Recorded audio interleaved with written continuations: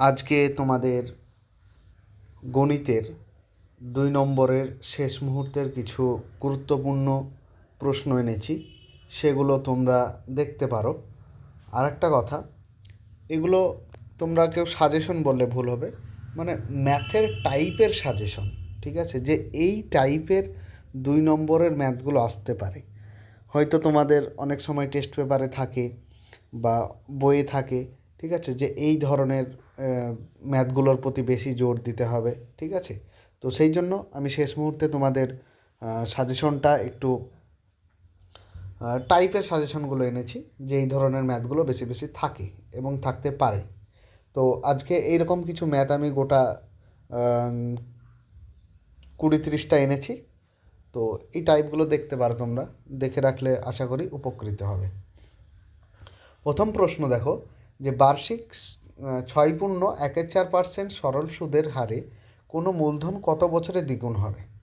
এখানে আমরা মূলধন ধরেছি পি, মানে পি যেটা, সেটা এক্স টাকা ধরেছি, যেটা মূলধন। দ্বিগুণ হলে সুদে আসলে কত হবে? তাহলে 2x হয়ে যাবে। তাহলে এখানে সুদ আমার কত হবে?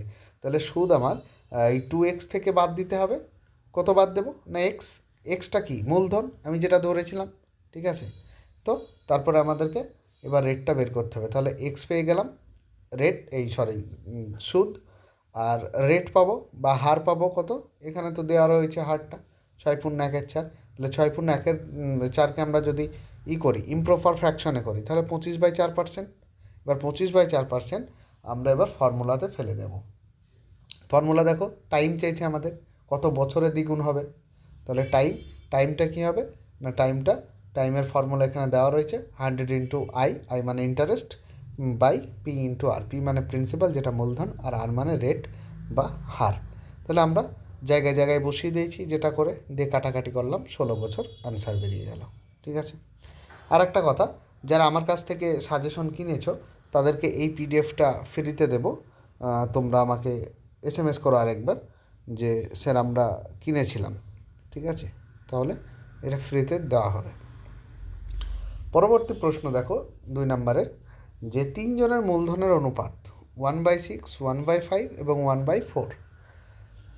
মোট লাভ 3,700 টাকা হলে প্রথম ব্যক্তির লাভ্যাংশ কত?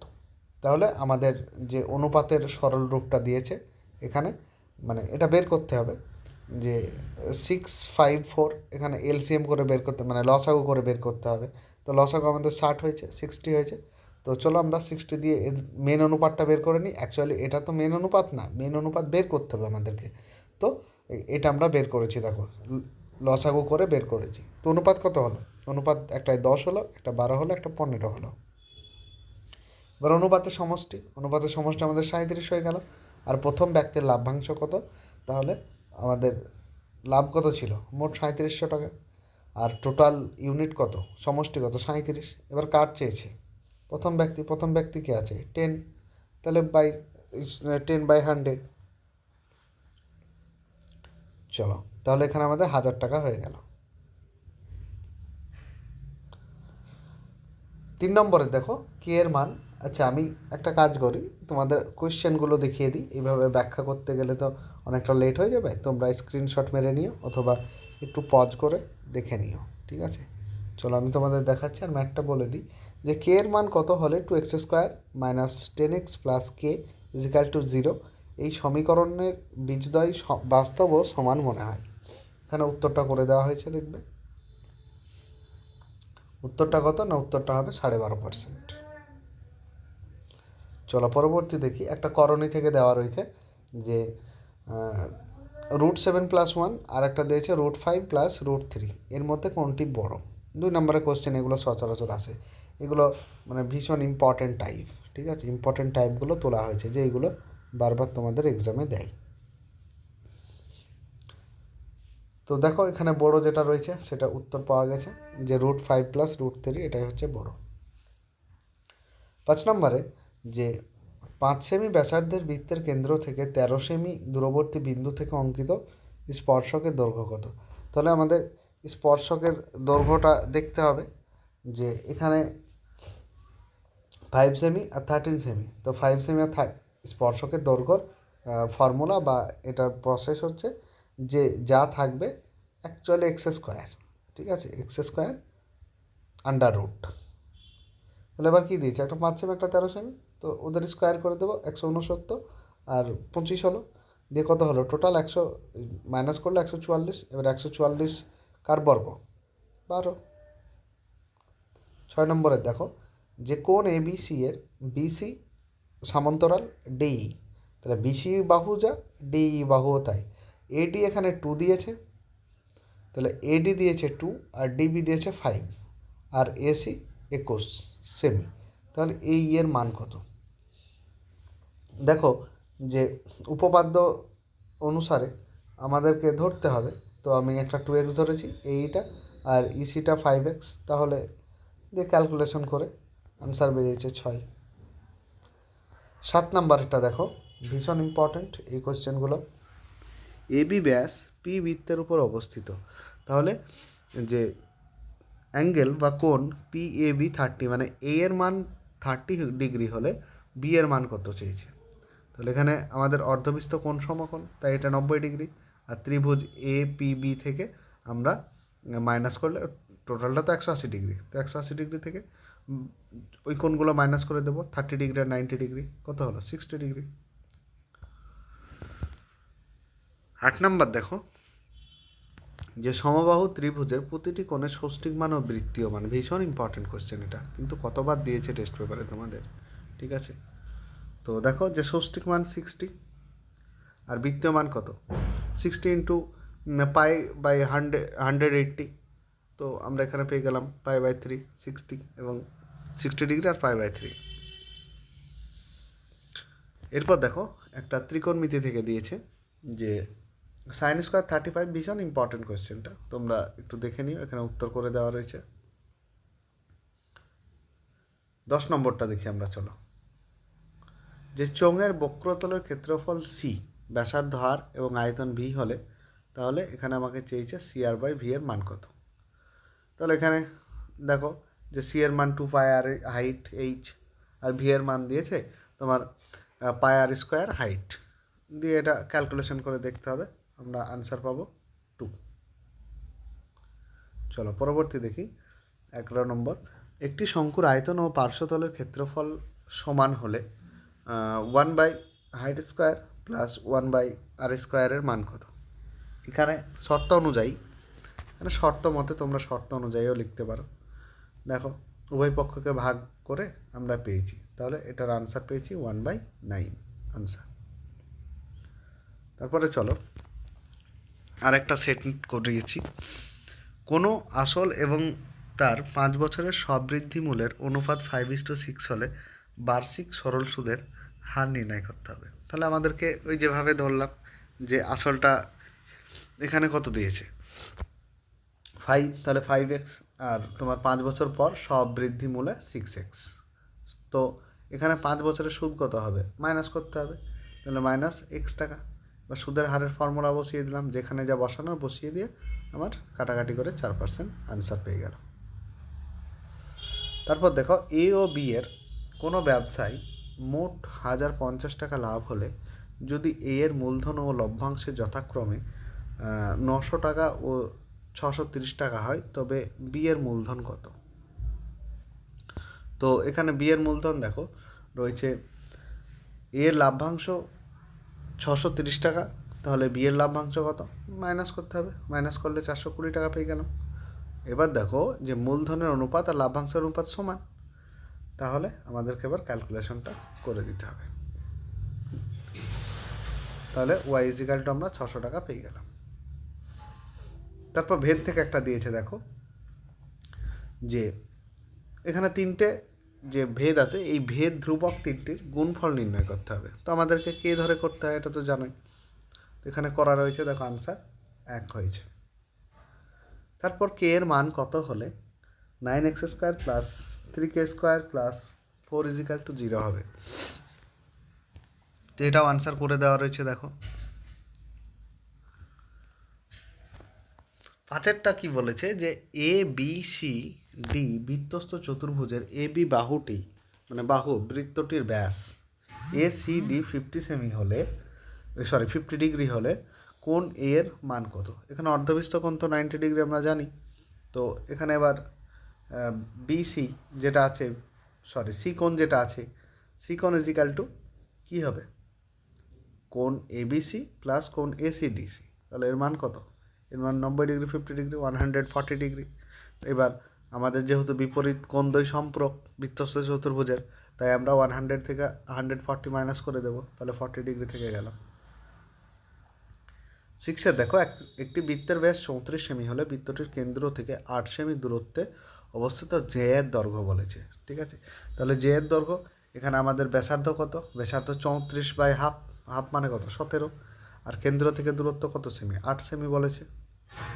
তাহলে এখানে আমার জে এর দৈর্ঘ্য কত, এর ফর্মুলাটা জানতে হবে, যে under root R square by D square. এবার আর স্কোয়ার কত ছিল, আর স্কোয়ার আমরা ব্যাসার্ধ হাফ হয় অলওয়েজ, হাফ মানে কত 17 স্কোয়ার, আর এখানে 8 সেমি রয়েছে, 8 সেমি 8-এর স্কোয়ার, তাহলে 17 স্কোয়ার কত 289, 8-এর স্কোয়ার কত 64, দিয়ে টোটাল আমরা মাইনাস করলাম 225 হলো, 225 কার স্কোয়ার, 225 25-এর এখানে, হ্যাঁ 225 এখানে দেখে নাও, 15 স্কোয়ার, আর 15 ইন্টু 2 30 সেমি। তারপরে দেখো 7-এরটা ভীষণ ইম্পর্টেন্ট এই ধরনের ম্যাথ, জ্যামিতিক। তারপরে দেখো 8-এরটা, যে একটি ঘড়ির কাঁটা, ঘন্টার কাঁটা 1 ঘন্টায় যে কোণ আবর্তন করে তার বৃত্তীয় মান কত। ঠিক আছে, এখানে দেখে নাও যে 360 ডিগ্রি পুরোটা অতিক্রম করে, তো সেটা 12 ঘন্টা, তাহলে কত ডিগ্রি পাবো আমরা, 30 ডিগ্রি পাবো। এইবার ব্যাপারটা হচ্ছে বৃত্তীয় মান বের করতে বলেছে, বৃত্তীয় মানেরই কত, ফর্মুলা হচ্ছে π/180, তো সেটা কাটাকাটি করব। তারপর দেখো একটা দিয়েছে 2 নম্বরের ত্রিগ্নোমেট্রি থেকে, ভীষণ ইম্পর্ট্যান্ট। লম্ব বৃত্তাকার থেকে দিয়েছে, শঙ্কু থেকে 2 নম্বরের, ভীষণ ইম্পর্ট্যান্ট। তির্যক উচ্চতা আমরা এখানে দেখো যে 169 পেয়েছি, তাহলে এর আনসারটা, এর বর্গ 13, তাহলে এটা আনসার 13 হয়ে যাবে। তারপর 10 নম্বর দেখো, যে একটি লম্ব বৃত্তাকার শঙ্কুর উচ্চতা 12 সেমি হলে তার আয়তন 100 পাই ঘন সেমি, শঙ্কুটির তির্যক উচ্চতা কত। এখানে আনসারটা করা রয়েছে দেখো ফর্মুলা দিয়ে, তোমাদের 2 নম্বরের এইটুকুই যথেষ্ট। তারপর আর কিছু ইম্পর্টেন্ট আছে দেখো, দুটি গোলকের বক্রতলের ক্ষেত্রফলের অনুপাত 1:4 হলে তাদের আয়তনের অনুপাত কত।